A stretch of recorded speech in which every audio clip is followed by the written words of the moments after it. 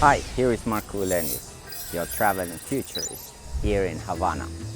One of the things is most crucial to understand when we are fighting the climate change is that something much more important that we can do about the climate change actually happens under the earth. There is a company called Patagonia that I have been already talking about in my other videos that has taken the task to actually promote a very different kind of agriculture.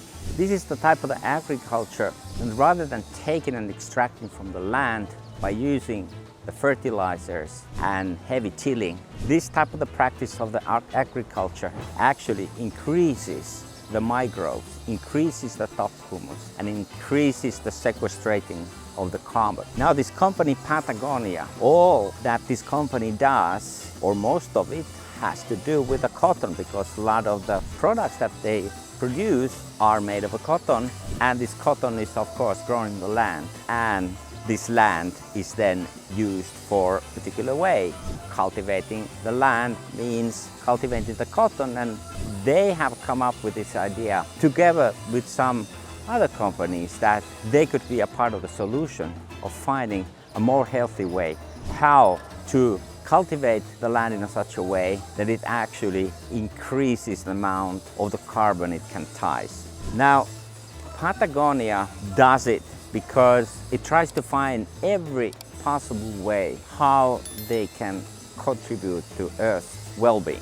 What they say today is that their only shareholder is the Earth. And this is the one way how they are bringing this kind of approach to the ways that they are running their businesses. So if you buy Patagonia clothes, you will surely get some information about the ways that this garment has been actually produced. And by pointing out that we need to change into the regenerative ways of growing anything in our agricultural land, they are pointing out ways how the company, even if it's not in the business of agriculture, can still be a part of finding out the new ways how to heal the balance that we have distorted as human beings on this planet. The way they have done it is that they have initiated the idea that not only farming organically, but also farming organically. These two kind of a methods put together, so no using fertilizers, no chemicals, no heavy tilling, using compost.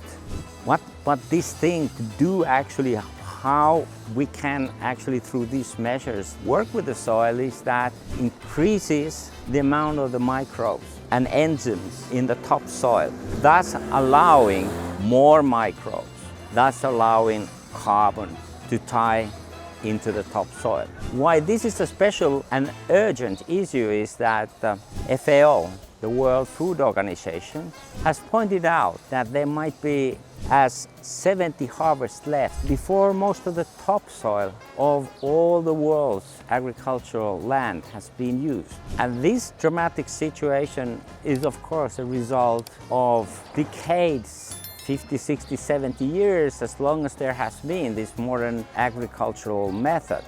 All these decades, this topsoil, slowly but surely, has been eaten up by these modern agricultural practices. Of course, you can still get out from the soil the type of the products, but the problem is that it also releases a lot of this carbon, and that the farmers are also forced to use much more fertilizers to keep up the current amount of the production. So it's kind of a dead-end type of a strategy for any farmer in the end. So this is not only about the healing the planet, but also healing the farmer, because the farmer also needs some more sustainable income. So thus, this type of the initiative has many purposes, and they are not alone. There is also an initiative which is called the Carbon Underground, which is American non-profit organization promoting this regenerative farming, and